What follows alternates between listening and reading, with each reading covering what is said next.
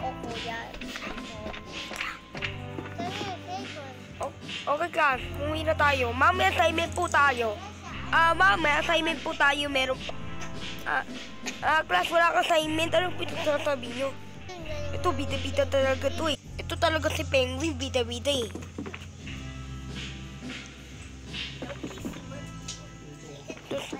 Ito si Penguin, bida-bida eh. May assignment. Ikaw, lalaking ka. Yan. Oh, hey! Ang galing!